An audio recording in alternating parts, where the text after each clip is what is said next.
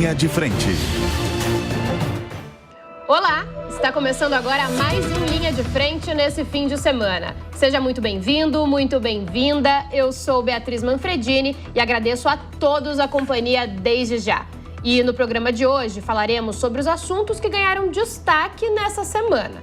Para essa conversa, recebo aqui Cíntia Nunes, jornalista, advogada e professora universitária, Luana Tavares, mestre em políticas públicas, Carolina Brasil, advogada tributarista e Maria de Carli, mestre em ciências políticas. Boa tarde, meninas. Obrigada por toparem o convite. Mais uma vez, nossa bancada feminina aqui no Linha de Frente todos os sábados. E a gente começa, claro, falando sobre o governo dos Estados Unidos, que aplicou nessa semana contra Alexandre de Moraes, o ministro do Supremo Tribunal Federal, a chamada Lei Magnitsky. Essa lei, que tem bases financeiras e um mecanismo previsto na legislação estadunidense, usado para punir unilateralmente acusados de corrupção ou de graves violações de direitos humanos. A medida prevê o bloqueio de contas bancárias, bens e ativos que o ministro possua nos Estados Unidos, além da revogação do visto e a proibição de entrada no país. O ministro do STF se pronunciou sobre a sanção e afirmou que a corte não vai envergar a ameaças covardes e infrutíferas e que pretende ignorar as sanções aplicadas contra ele pelo governo dos Estados Unidos. Assunto, então, que eu começo rodando com Maria. Maria, explica um pouco pra gente. Estava esperando, acho que ia começar com ela pela risada. Maria, explica um pouco pra gente o que você achou desse posicionamento agora do ministro Alexandre de Moraes. Então, a Lei Magnitsky, para quem não sabe, é uma lei utilizada nos Estados Unidos, aplicada para figuras que possuem casos, envolvimentos com casos terroristas, questões de corrupção. Ela é usada justamente para aplicar sanções em cima desses indivíduos, ou indivíduos que obstruem o processo democrático, que é o que está sendo aí julgado Alexandre de Moraes, justamente por obstruir um processo democrático, interferir no passo da democracia. O próprio secretário de Estado, Marco Rubio, também se posicionou nessa linha. O secretário de Estado norte-americano também se posicionou nessa linha. É uma ameaça que vem aí já há quase 2 meses, Bia. Eu, sinceramente, não acreditava que fosse ser colocada em prática, mas vejo que a situação se complica cada vez mais. Isso demonstra justamente que a relação entre Brasil e Estados Unidos se complica cada vez mais. E a aplicação dessa lei e dessas sanções exemplificam isso. A meu ver, é só o início de uma queda de braços, que eu não consigo ver um fim aí a curto prazo. Então, de maneira que os lados vão se provocando uns com os outros. Essa lei agora foi aplicada, certamente vai haver uma réplica do STF, vamos ver o que é que vai ocorrer. Eles estão analisando a questão do golpe, se foi golpe, se não foi golpe, da anistia. Então, tem um processo político extremamente importante ocorrendo neste tribunal. A meu ver, vão engrossar e aí vai haver um engrosso do outro lado. Então, essas provocações vão continuar acontecendo. O ministro Alexandre de Moraes, para quem não sabe agora, não pode ir nos Estados Unidos, tem qualquer tipo de bens e ativos congelados. Se ele tiver uma conta bancária, por exemplo, neste país, já estará congelado. Ele não pode usar também empresas norte-americanas, algumas específicas, como, por exemplo, cartões de crédito e também empresas de tecnologia. Ele não pode mais ter uma conta na Apple, por exemplo. Então, vai complicar bastante a vida dele e de outros ministros também. Importante mencionar que ele não foi o único ministro do STF a ser sancionado. A meu ver, muito complicado. Fico me perguntando como é que ficam os outros países enxergando essa confusão toda que está acontecendo no nosso cenário interno. Qual é a imagem que o Brasil está passando para o mundo nesse momento? Deixo aqui a reflexão para as minhas colegas de mesa. Inclusive, chamou a Cíntia, que estava balançando a cabeça quando a Maria estava falando. Como fica, então, essa questão para quem vê de fora? É ruim para o Brasil isso? Péssimo. Bom, primeiro, uma alegria estar aqui dividindo essa bancada tão qualificada. Realmente, Bia, é horrível, né? Aqui a gente não está entrando no mérito da sanção em si, nem nos compete dizer se está correto, se não está, mas é péssimo. Por quê? Porque a questão toda é uma questão política, acima de tudo. E ao equiparar o nosso ministro do mais alto tribunal brasileiro, da mais alta corte, a bandidos que foram condenados, por exemplo, até assassinos em série, que receberam a punição dessa lei, a sanção dessa lei, ou outros ditadores de países com violações assim comprovadas. E pelo menos até onde eu me informei, nos outros casos houve investigações prévias, todo um prévio processo antes de sair se aplicando a lei. E o que eu também, segundo a pesquisa que eu fiz, anteriormente pelo menos houve aí uma movimentação que não foi unicamente de 2 ou 3 senadores aí norte-americanos. Então, isso fica muito com uma cara de uma retaliação política que ultrapassa os indivíduos. Não é mais o Alexandre de Moraes contra o Trump. A gente tem aí uma situação que coloca o Brasil exposto, com falta de credibilidade, abala, aumenta o risco Brasil aumenta, e é algo que, se continuar dessa maneira, essa queda de braço, não vai gerar nada de bom para a gente. Isso não é. Quem está comemorando de um lado ou de outro está tendo uma visão muito estreita, muito míope, está achando que é só o ministro, a família dele, então eu quero que se lasque. Ou eu estou achando que, nossa, está errado o Trump. Não é só essa versão. A gente tem que olhar no macro. E no macro, tudo é economia, né? Nós vivemos de relações internacionais, de compras. Se nós ficarmos isolados nesse sentido, vai ser péssimo para o nosso país. Além de tudo, há uma questão de soberania. A gente não pode esquecer que certo, errado, sem entrar aí no mérito de tudo isso, é uma ingerência, sim, que fere a nossa soberania. Então, é preciso olhar a situação não do ponto de vista apenas dos indivíduos, mas das instituições. Esse é o grande ponto. E, nesse sentido, o Brasil tem, sim, Bia, muito a perder. Ana, mas você acha que o governo federal está se saindo bem na comunicação sobre isso, tentando jogar, então, para o lado de que vai segurar a soberania, e que o ministro se saiu bem ao dizer que vai ignorar? Olha, Bia, primeiro de tudo, boa tarde, né? Boa tarde a você, a todos que nos acompanham, as nossas colegas aqui de bancada. É um prazer estar aqui de volta no Linha de Frente, na nossa bancada feminina. E para comentar temas que, infelizmente, foram muito pesados, né, gente, durante os últimos meses e especialmente nessas últimas semanas, onde, como a Cíntia bem colocou, é muito difícil você primeiro fazer uma análise que seja unilateral, porque é um problema extremamente complexo e a forma como ele está sendo tratado, a forma como está sendo lidado, sem dúvida, é um tratamento político. O governo federal, a postura dele foi de se preservar, por um lado, né, se manifestando muito pouco. A gente teve algumas colocações aí do presidente Lula, mas quem está assumindo tanto as negociações da questão das tarifas, né, que nós vamos comentar aqui ainda, como de questões políticas ligadas a essa dinâmica e toda essa situação, é o vice-presidente Geraldo Alckmin. Então, justamente para preservar um pouco a figura, né, do presidente e colher também os frutos de um momento onde ficou exposto ali um contra-ataque, né, um ataque externo, mas um contra-ataque interno, porque a gente está falando aí de uma aliança entre o presidente norte-americano e um ex-presidente brasileiro por conta de sanções que ele está recebendo aqui no nosso país. Então, acabou sendo ali um contra-ataque que ele se beneficiou de um certo modo politicamente de um lado, dado que, né, a vítima colocada nessa situação, ela sempre tem aí a prerrogativa da defesa, a prerrogativa de se mostrar indefeso ou inocente dentro daquele cenário. Ao mesmo tempo, eu concordo, sim, com a postura de se dizer que nós temos que defender a soberania. Acho que não deveria ter um brasileiro morando aqui, pelo menos convivendo nas nossas terras, que não defenda esse conceito. É um conceito que extrapola qualquer tipo de visão política, ideológica ou de defesa de indivíduos, como a Cíntia também colocou.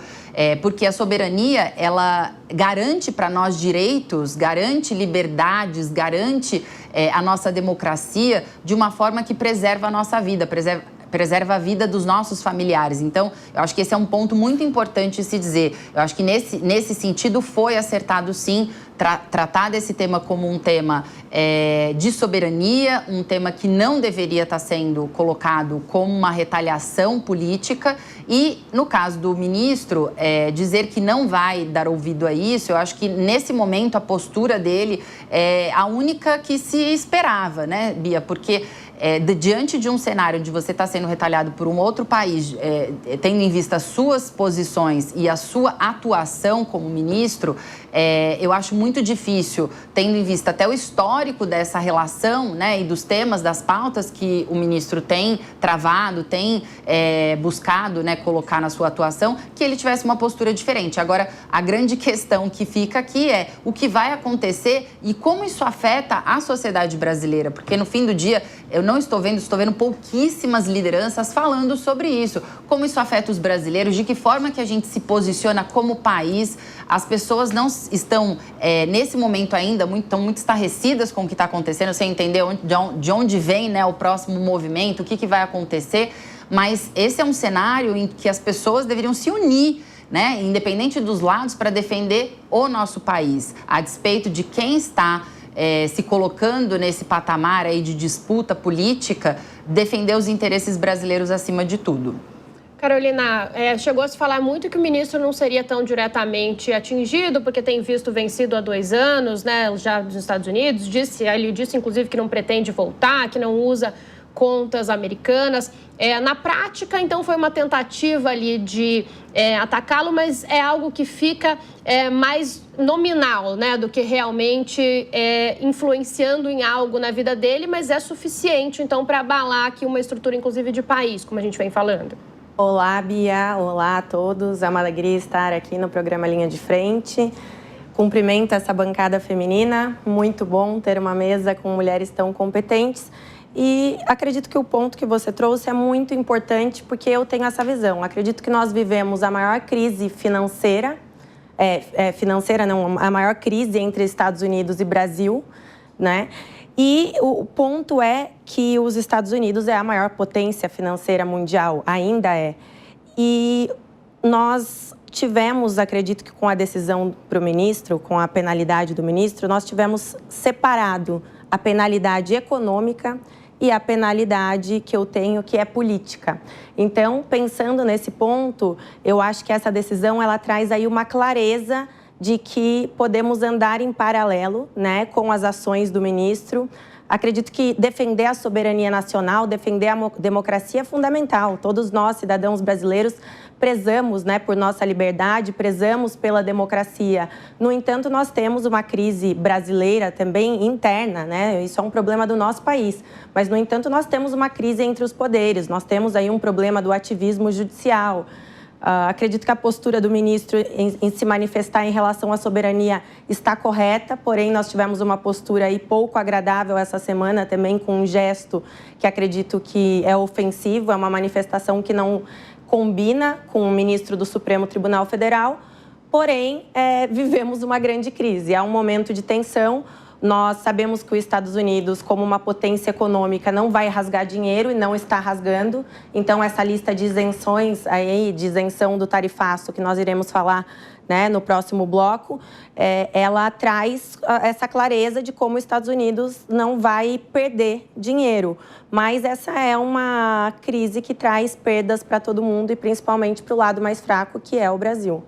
Agora, Maria, na prática, isso muda alguma coisa na investigação do ex-presidente ou os indícios já estão bem colocados que não? Olha, certamente muda sim.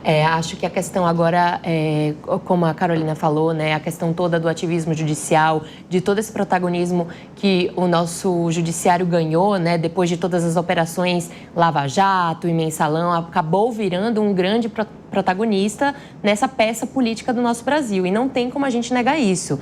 Antes, os juízes do Supremo Tribunal Federal eram célebres desconhecidos. Agora, eles são celebridades.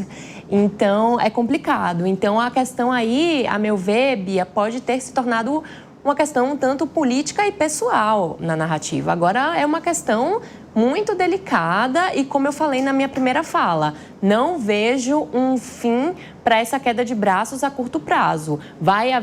Vão haver provocações de ambos os lados, vão haver problemáticas maiores, como foi dito aqui também, isso arrisca muito a nossa economia, estamos a ponto de romper laços com um dos nossos principais parceiros econômicos e um parceiro econômico histórico, então é a primeira vez que a gente está vendo isso acontecer. Nunca na nossa história vivemos vivemos algo similar. Então, eu realmente não tenho nem paralelos para traçar aqui em relação ao que a gente está vivendo agora. Acredito que sim, vai impactar esse julgamento que está ocorrendo em relação ao dia 8 de janeiro. Hoje mesmo, para quem não assistiu às falas da abertura dos trabalhos do Supremo Tribunal Federal, foi dito, os 3 ministros que falaram, o ministro Roberto Barroso, o ministro Gilmar Mendes e seguido do ministro Alexandre de Moraes, todos os 3 estavam muito sincronizados em relação aos seus posicionamentos. Todos os 3 declararam apoio à instituição, todos os 3 declararam apoio ali aos colegas que tinham sofrido ataques e deram a entender que refutam piamente a questão da anistia. Assim, faltou dizer isso com todas as palavras, mas está muito claro o posicionamento que a gente pode esperar desse julgamento de algumas dessas figuras que eu mencionei.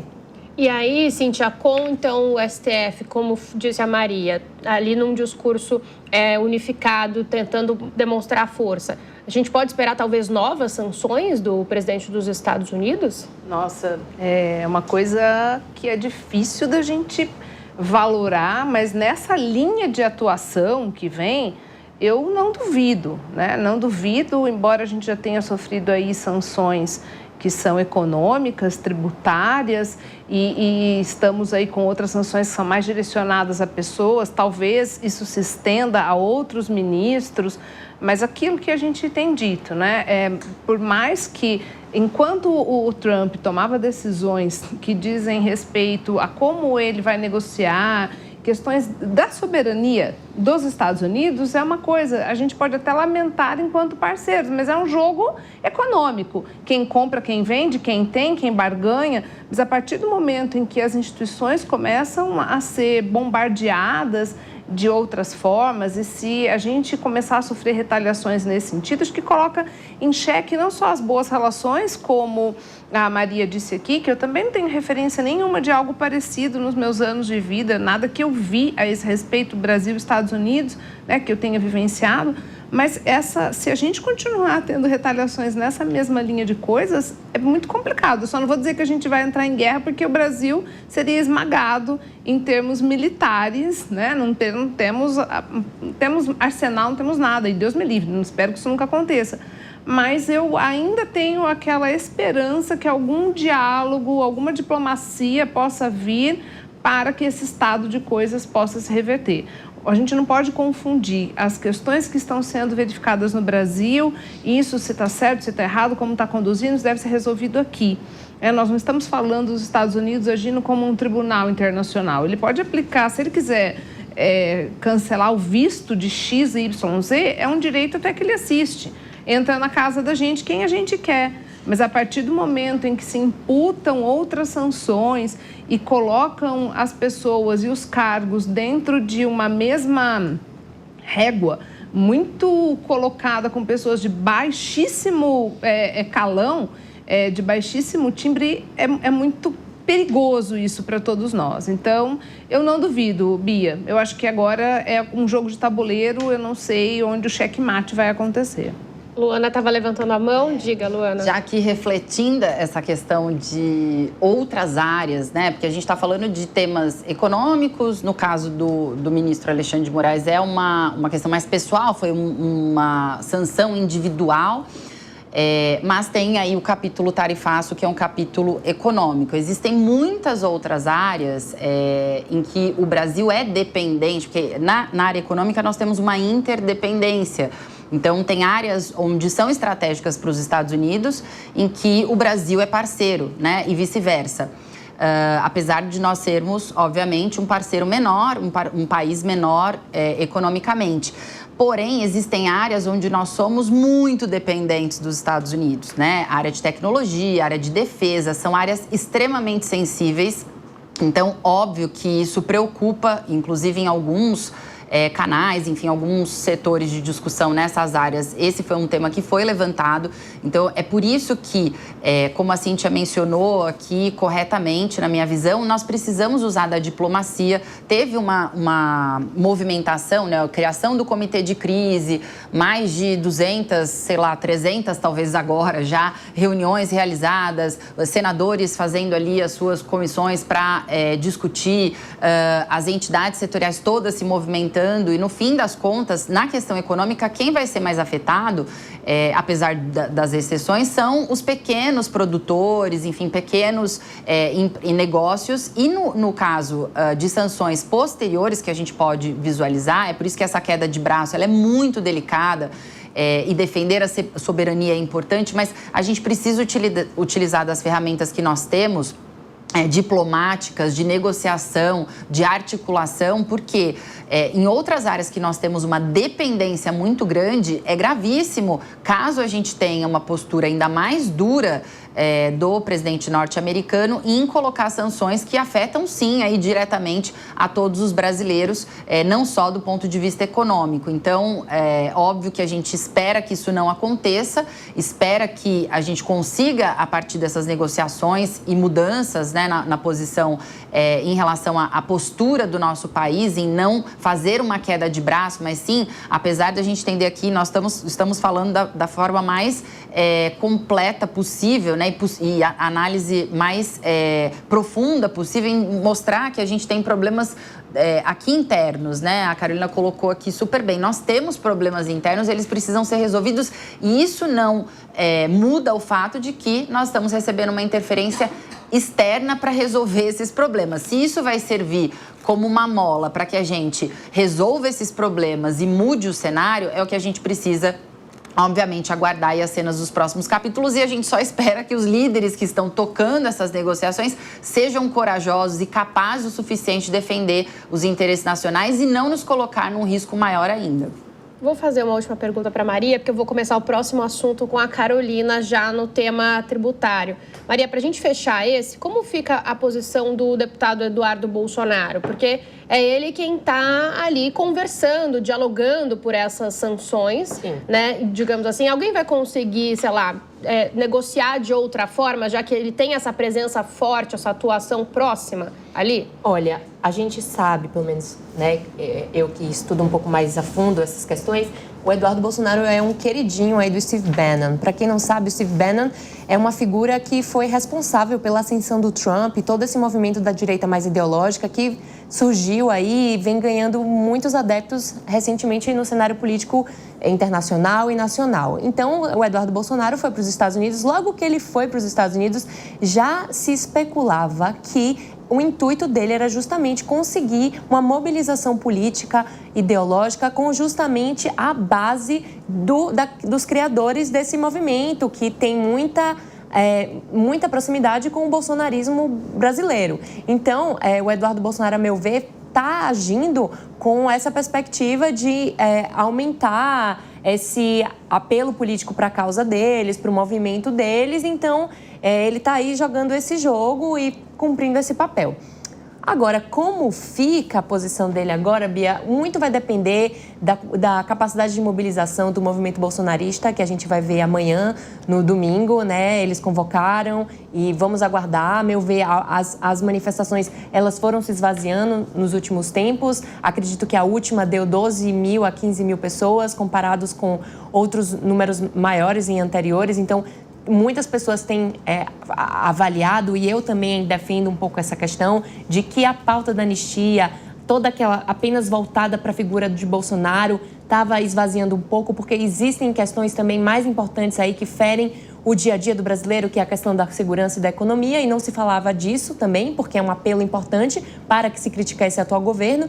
Então, tudo vai depender de como vai ter essa mobilização na Paulista. A meu ver, agora que a situação está engrossando de um lado, que é o lado do STF, é aí o lado de uma possível, um possível insucesso na questão do acordo entre Brasil e Estados Unidos, porque não se enganem, o sucesso dos acordos, a questão da isenção para alguns setores foi por conta de impacto econômico na economia norte-americana. Não foi, isso aqui não é um agrado, isso não é um crédito do governo atual. Isso é por conta de um impacto econômico nos Estados Unidos e ponto. Então, não se enganem. Então, a meu ver, com essa situação atual dessas isenções, numa problemática de um acordo de insucesso e as atitudes de alguns dos ministros do STF, pode ser, sim, que o Eduardo Bolsonaro não vire uma pessoa tão não grata assim.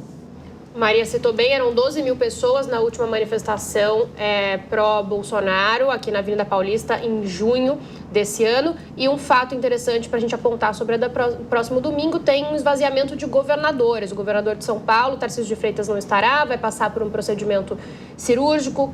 Caiado também não estará, Zema e Ratinho Júnior, então governadores aí da ala da direita, que já disseram que não vão participar. Inclusive, a ex-primeira-dama Michele Bolsonaro também não vai comparecer nesse ato, que é em favor da defesa do ex-presidente Jair Bolsonaro e contra o Supremo Tribunal Federal. E aí, para a gente continuar nesse assunto, mas falando das tarifas, e para eu chamar a Carolina para falar um pouco para a gente relembra o que aconteceu, né? O presidente dos Estados Unidos deixou de fora da tarifa de 50% alguns setores brasileiros. Foram 700 exceções que beneficiam segmentos estratégicos como o aeronáutico, o energético e uma parte do agronegócio. Além disso, a nova tarifa, que antes começaria a valer desde o dia 1º de agosto, foi adiada e passa a entrar em vigor somente no dia 6 de agosto. A mudança do início do tarifaço para a próxima quarta-feira foi vista como uma boa notícia, principalmente para o setor de exportação de carnes. Aí, Carolina, te pergunto, a gente falava, né, que as sanções talvez possam aumentar, mas essa parte das exceções foi visto mesmo como algo bom por muitos setores. Mas isso quer dizer alguma coisa ou é só realmente em favorecimento dos próprios norte-americanos? O que você pode falar para a gente disso? Essa medida não pode ser considerada uma negociação do governo porque estamos falando da maior potência econômica mundial. Os Estados Unidos, ele olhou para o próprio bolso. A maior parte das aeronaves americanas, elas vêm do Brasil, né? A Embraer é a grande fornecedora das aeronaves, de peças também de aeronaves. Então, esse era um mercado que tinha muita força nas negociações. O suco de laranja também. A maior parte do suco de laranja consumido nos Estados Unidos, ele é brasileiro. E a gente sabe dos impactos disso, inclusive para gerar inflação, né, no mercado americano e fazer com que essas medidas também fossem automaticamente nocivas para os americanos. Então, essa medida ela vem para favorecer o próprio norte-americano. Mas, como a Luana colocou, é importante nesse momento prudência nas negociações, porque nós estamos numa queda de braço em que nós temos a parte mais forte, escancaradamente mais forte. Então, né, não há dúvida que os Estados Unidos, economicamente, politicamente, é mais forte que o Brasil. Então, é importante que as autoridades brasileiras elas tenham prudência nas negociações. O nosso presidente ele deu uma entrevista para o New York Times, onde ele falou, eu não tenho medo. Eu acredito que, nesse momento, esse tipo de posicionamento e qualquer tipo de declaração que seja de revidar ou de querer medir força não é prudente, porque a taxa ela está, né, com início aí para o dia 6, já está batendo na nossa porta. Nós já tivemos um prejuízo, o Porto de Vitória já tem mais de 60 milhões de mercadoria parada, porque nós temos as mercadorias que elas demoram para chegar nos Estados Unidos, então houve um rompimento ali nas negociações, tem o setor de pedras lá, que é muito forte, né, a questão do mármore e das exportações, o container ele demora para chegar, são mercadorias pesadas, e aí como que eu vou exportar sem saber com qual preço vai chegar? Isso aconteceu com as frutas também, porque as frutas, o mercado ele tem que absorver, não adianta, né? Esse repasse ele é na veia, entra automaticamente, você tem que repassar para o consumidor final. Então, as negociações elas foram suspensas. E aí, o que você faz com aquela fruta que já estava separada, que já estava vendida? O mercado de pescado, não só o mercado da carne, o mercado de pescado também, inclusive, já foi pedir para o governo um financiamento. Já tem alguns estados se pronunciando para alguns financiamentos de alguns setores que têm aí esse prejuízo em relação às exportações, mas é um momento de preocupação, porque nós temos as eleições no ano que vem e isso não tende a melhorar se não houver uma flexibilidade das nossas autoridades. Eu vi um pronunciamento do ministro Haddad e outro do ministro e vice-presidente Alckmin, em que eles colocam, de certa forma, uma bandeira branca, uma flexibilidade. Eu acho que é muito mais nesse sentido do que no sentido da Suprema Corte se manifestar e querer medir forças. Mas, por outro lado, eu acredito que talvez isso possa caminhar em paralelo, porque, como eu coloquei anteriormente, nós tivemos a divisão aí da sanção econômica para a sanção política. Então, podemos ter a negociação do Alckmin e do ministro Haddad em relação às questões econômicas e a questão da Suprema Corte, que vai andar em paralelo e acredito que, como também a Luana falou, é um momento de se repensar. Não que seja correto uma interferência externa, né, num problema nosso interno, mas é um problema que vem aí acontecendo há alguns anos e que nós temos um problema nacional aí de interferência do judiciário no legislativo, no executivo, e em que não há essa repartição dos poderes tão necessária para a nossa democracia. Cíntia, você vê um bom ambiente para negociações? Muitos ministros, alguns senadores, enfim, algumas autoridades deram entrevista dizendo que agora que tem na mão realmente o que vai ser taxado, o que não vai, é que começam de fato as negociações. Você entende isso também? Entendia até o momento em que houve a imposição da sanção ao ministro Alexandre de Moraes, porque as coisas deram uma misturada, né? Não dá para separar exatamente uma coisa da outra. Não dá para você, numa briga, ao mesmo tempo que você toma um soco, você dá um beijinho no rosto. São coisas complicadas, porque está tudo envolvido. Como se misturou muito as searas, nós tivemos a seara econômica misturada com a política e com até o Poder Judiciário, com tudo isso, acho que fica um pouco difícil. Não fosse esse fato e não fosse essa queda de braço que a gente não sabe aonde vai dar, eu entendia realmente que agora talvez fosse a hora, sabe? Até porque o Trump tem essa postura de ele assusta, depois ele vê quem vai ceder e haveria a possibilidade de outras cartas entrarem na mesa, não por benemerência, mas porque ele não é bobo nem nada e vê o que vai impactar também para os Estados Unidos. Agora, eu confesso que eu não sei, admito assim que não sei. Talvez nas negociações que ficarem diretamente com outros setores, que não se miscuírem muito com questões mais nevrálgicas, talvez a gente tenha uma margem para alguma coisa nesse sentido. Mas o que eu tenho acompanhado é que, inclusive, como ele está com essa postura, né? Inclusive até de taxar outros países, outra coisa, a gente não está vendo um movimento de retrocesso, eu não acredito. Acho que a partir do momento em que ele impôs o tarifaço, eu acho que a gente vai ter que realmente passar por um bom bocado ainda antes de conseguir reverter isso. A não ser que nós tenhamos um trabalho delicado, um trabalho realmente sério, diplomático, em que a gente comece a rever as circunstâncias e comece a não misturar as searas, o que seria o ideal, porque no meio de tudo isso, quem vai sofrer o impacto é a economia brasileira, eu não tenho a menor dúvida disso. Então, de fato, nesse momento, acho que está todo mundo assim em stand-by e com receio até mesmo de que passo que dá, porque nós não estamos num momento político para isso. Luana, e como também algumas autoridades têm defendido, seria então um momento para abrir o comércio, tentar investir em abrir o comércio para outros países ou outros blocos econômicos? Deveria ser a prioridade? Esse é um tema também que está em discussão, Bia, e que coloca o Brasil aí num senso de urgência para conseguir equacionar, né, equilibrar esse desgaste e perda econômica que a gente vai ter. A gente está falando aqui de setores importantes para a economia, apesar das exceções, nós somos uma economia diversa, uma economia pujante, e que vai sofrer não só a perda econômica direta dos negócios, mas em cadeia, né? Que são os impactos que a gente chama na economia de impactos diretos, indiretos e induzidos, aqueles que demonstram a partir da perda de produção, perda de emprego, perda de demanda, né, de matérias-primas que impactam outros setores que são da cadeia produtiva, você acaba prejudicando PIB, emprego, renda, que são aí, né, indicadores importantes para a nossa competitividade, para a sustentabilidade econômica. Então,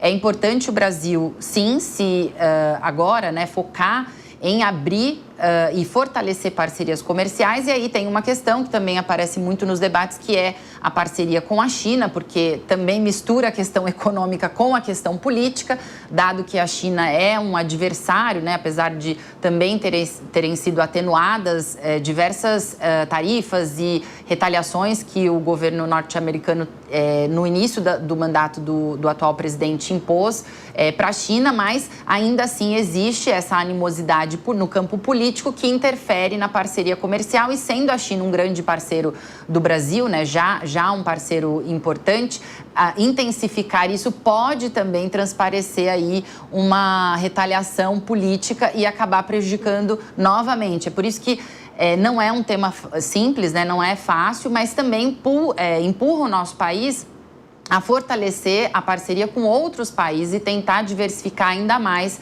em áreas onde a gente tem dependência.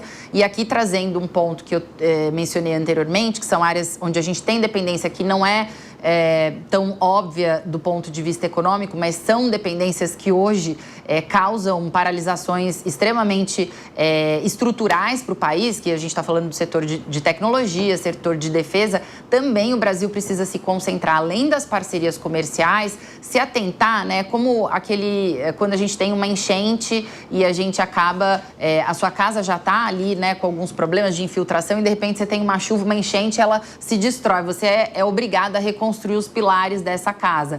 Eu acho que o Brasil está passando por um momento muito difícil e aqui tentando trazer alguma visão otimista, né, e positiva para isso. É como a gente aproveita esse momento de extrema fragilidade, onde a gente se expôs para o mundo inteiro com fragilidades internas, para rever pontos onde a gente não pode abrir espaço, abrir brechas para que haja esse tipo de manifestação, seja hoje do governo Trump, seja amanhã de qualquer outro governo, com relação ao nosso país. E essas áreas que eu mencionei, tecnologia, área de defesa cibernética, o Brasil precisa muito aproveitar esse momento e se fortalecer.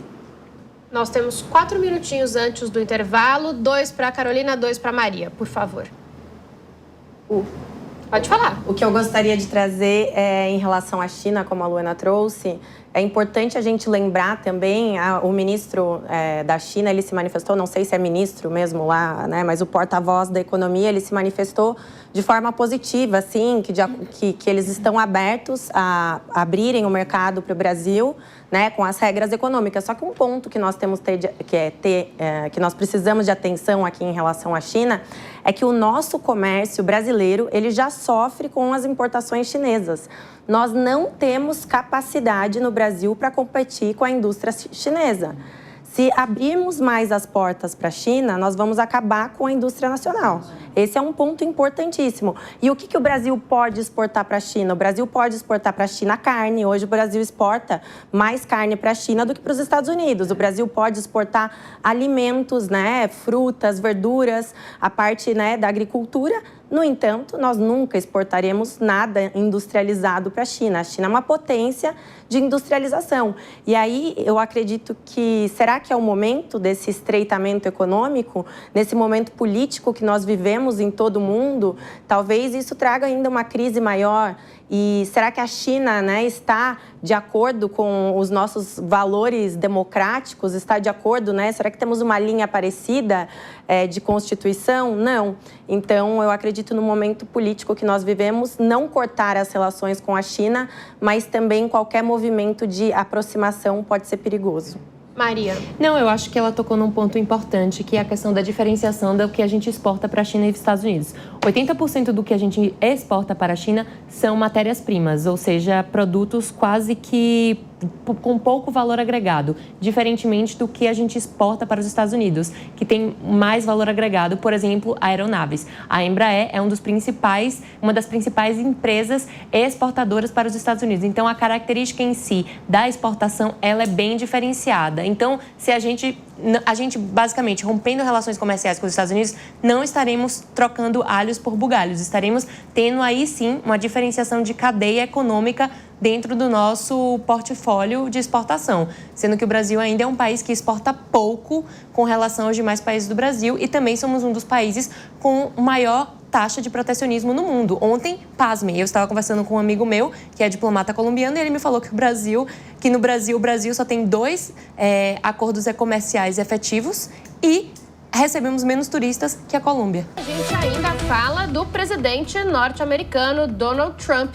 Ele afirmou nesta semana que já posicionou submarinos nucleares em regiões apropriadas. Essa fala aconteceu logo depois do ex-presidente da Rússia, Dmitry Medvedev, mencionar o sistema automático de disparos de mísseis nucleares, conhecido como mão morta. O aliado de Vladimir Putin disse que o norte-americano deveria lembrar que Moscou ainda possui o sistema soviético de retaliação nuclear, com alto poder de destruição.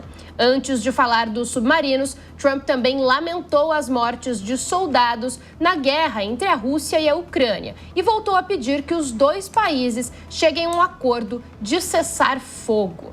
Bom, Trump aí recheado de polêmicas, né, gente, como a gente tem falado. Cíntia, como que você analisa essa nova investida? Olha, no campo das discussões bélicas, eu considero o Trump um papel importante que ele desenvolve, né? Que ele desempenha. Ele vem com uma postura que reflete muito uma fala dele até anterior, que não era uma fala de se envolver diretamente, de colocar ali a vida dos soldados norte-americanos em risco, mas ele tem essa postura firme e que tem servido como intermediador e que tem conseguido, em alguns casos, resultados interessantes de quase cessar fogo. Então, num primeiro momento, a fala dele vem seguida de um lamento pelas mortes e propondo uma solução mais pacífica, digamos assim. Então, por hora, nesse sentido, eu penso que o Trump é um líder que ele mais se posiciona e media do que propriamente sai de forma disparatada, suscitando conflitos bélicos. Então, eu espero que essa postura dele, nesse momento, estamos posicionados, não seja o mesmo de dizer nós vamos intervir. Penso que é uma situação de, digamos assim, de marcar território. Gosto, em princípio, embora discorde humildemente de algumas posturas dele, mas nesse sentido, até entendo que em muitos casos ele desempenhou um papel fundamental. E espero, como acredito que todo mundo espera, que isso não seja um começo de mais um novo conflito. Porque, afinal de contas, o que o mundo precisa é exatamente o oposto. E a impressão que eu tenho, não sei se é a impressão das minhas colegas aqui, mas a impressão que eu tenho é que a gente está num grande quebra-cabeça onde as peças estão se movimentando e ainda nada se encaixou exatamente. É como se fosse um tabuleiro mesmo. E a gente precisa ter um cuidado, porque uma jogada em falso pode desencaixar tudo.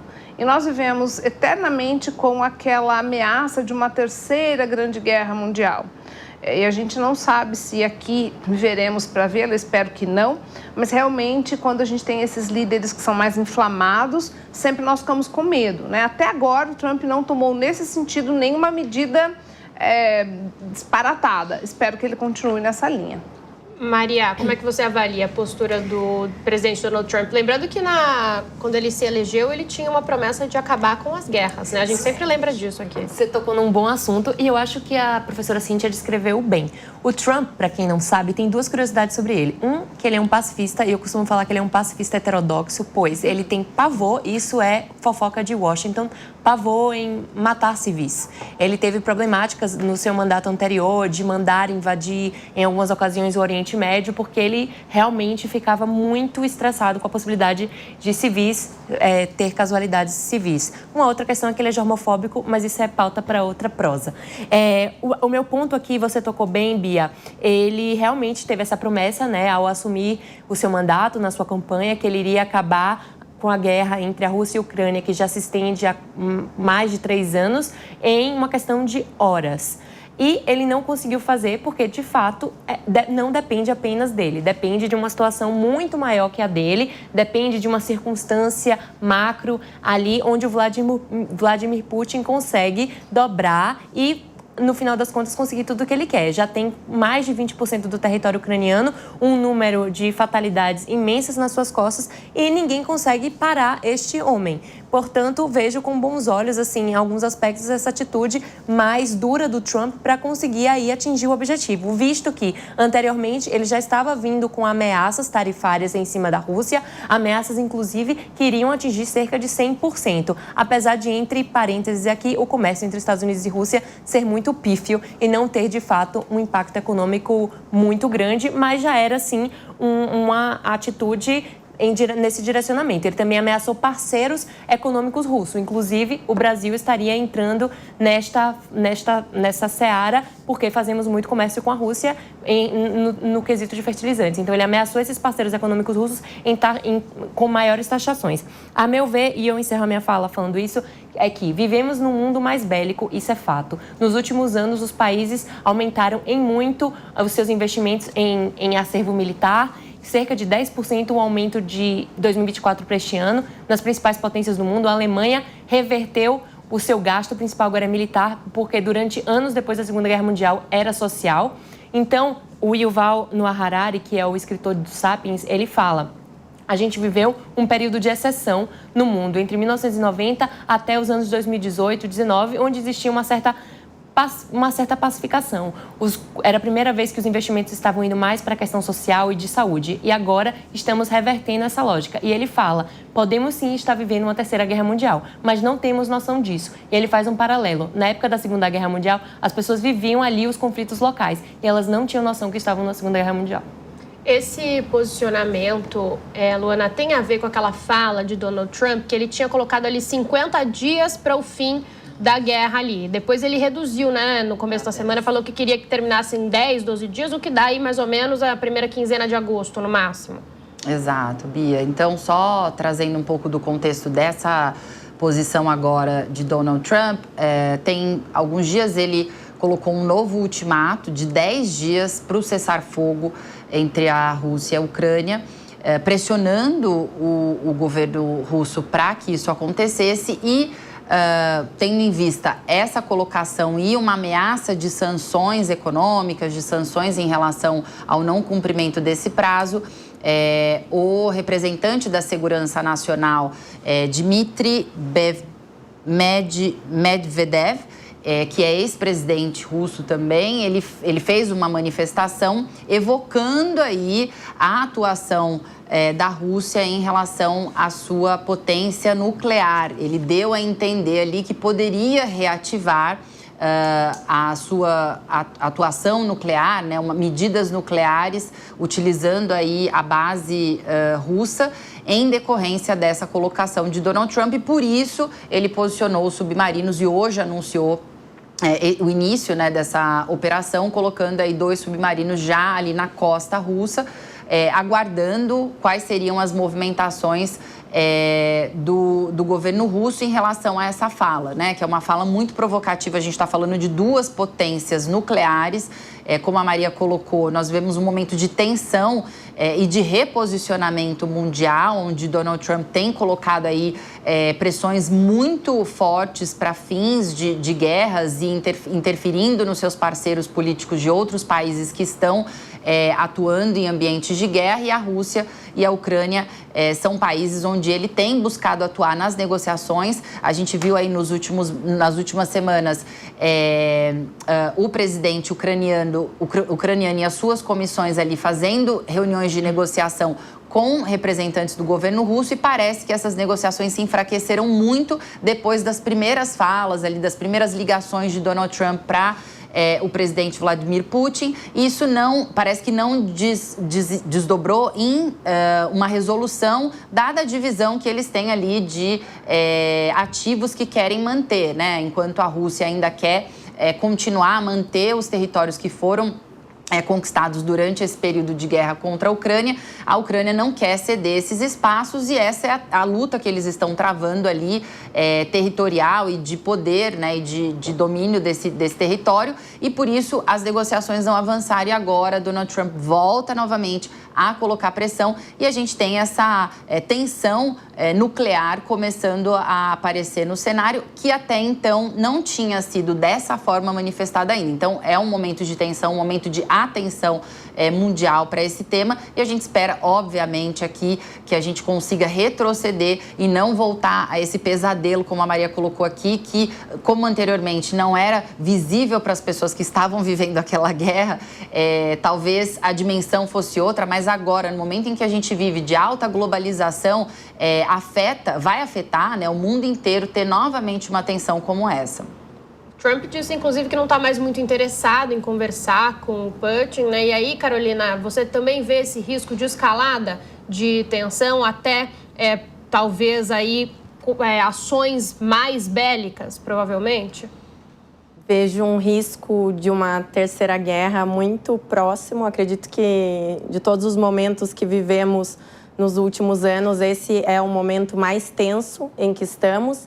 E se olharmos de forma global, inclusive para o próprio tarifaço e como o Trump vem agindo, ele vem agindo de certa forma como um xerife do mundo, porque ele anunciou também uma medida de tributação de 25% de tarifaço para a Índia.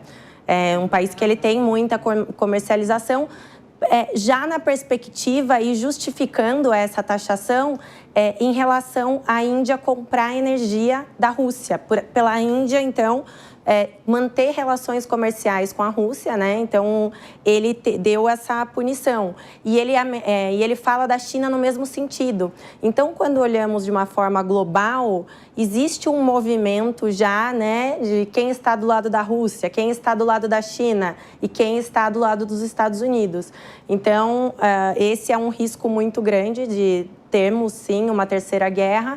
E é um movimento econômico que vem junto. Agora, o que me chama a atenção é ele, com essa movimentação dos submarinos nucleares, com essa ameaça forte da Rússia, a punição para a Índia, que está vendendo, né, que mantém relações comerciais com a Rússia, é de 25%, e a do Brasil, em relação, né, às ações da nossa Suprema Corte e ao ex-presidente, nós temos um tarifaço aí de 50%. Então, se formos pensar em escalar, aí fazer um parâmetro de gravidade, talvez o Brasil ainda assim esteja no alvo como algo mais grave. Bom, para a gente caminhar para o fim do programa, vamos mudar de assunto. A Justiça italiana decidiu manter a prisão da deputada licenciada do PL, Carla Zambelli, enquanto corre o processo de extradição para o Brasil. A deputada, que está detida no presídio feminino de Rebibbia, passou por uma audiência de custódia na noite de apelação de Roma, na última sexta-feira, na Corte de Apelação, perdão. A informação foi confirmada pelo embaixador do Brasil na Itália, Renato Mosca, e por integrantes da Polícia Federal. Luana, como que você encara agora a situação de Carla Zambelli? Agora, em agosto, a gente deve ter uma definição, né, se ela é extraditada ou não. Exato. Bom, o caso da Carla Zambelli é delicado, mas a gente não é tão lento quanto no Brasil, mas ainda leva um tempo para essa decisão do que vai acontecer com ela acontecer. Então, agora ela teve... agora, né, dia 1º, hoje estava marcada a audiência para definir, para iniciar esse processo de avaliação sobre a extradição, e como ela tem dupla cidadania, né, Bia, brasileira e italiana, ela vai ser julgada na Itália desde que não seja um crime que tenha cunho político, onde nesse caso, se for comprovado, que é o que ela está usando inclusive na defesa, se for comprovado, ela pode ser extraditada e retornar para ser julgada aqui no Brasil. Então, ainda leva um tempo, né? Existem algumas etapas aí para esse processo acontecer. Na defesa dela tem uma alegação ali de que é um caso de perseguição política por conta dos ataques, né? E do caso que originou a penalidade dela aqui no Brasil. E isso está sendo avaliado agora pela justiça italiana, e caso seja comprovada, ela pode ser mantida na Itália e conduzir, né, o julgamento dela até o final no próprio país. Então, agora nós temos que esperar, avaliar qual vai ser a posição da justiça italiana e qual vai ser o desdobramento e a punição que ela vai receber. Cíntia, você acha que vai ser que tipo de punição? Dá para tentar entender já o que vai acontecer como advogada? O destino tem muita água para rolar ainda? Tem muita água para rolar, mas eu acredito, a gente olhando aí a conjuntura das coisas, né, o caminhar das carruagens, como se diz, se ela for extraditada, eu não tenho dúvidas de que ela vai ser condenada aqui no Brasil. Por toda uma conjuntura política, né? Não estou nem dizendo se ela fez certo, se fez errado, mas a gente, como se disse aqui no começo, houve uma época que a gente não sabia quem eram os magistrados, a gente não sabia quem eram os ministros, e hoje a gente não só sabe quem são, e nesse sentido eu acho louvável até, porque a gente precisa conhecer quem decide as questões, mas o que não é tão louvável é que hoje a gente conhece até mesmo as posturas, E quando mistura uma situação política com jurídica, seres humanos que todos somos, é um pouco improvável a gente dizer sobre uma ausência de um peso político na hora de uma decisão. Então, tem muita água para rolar, porque, como muito bem disse a Luana, ainda a gente precisa ver se vai acontecer extradição, se não vai. Aí, se o julgamento dela for na Itália, aí a situação muda a conjuntura. A gente não sabe lá como os atos praticados serão vistos e, eventualmente, qual vai ser o julgamento dela.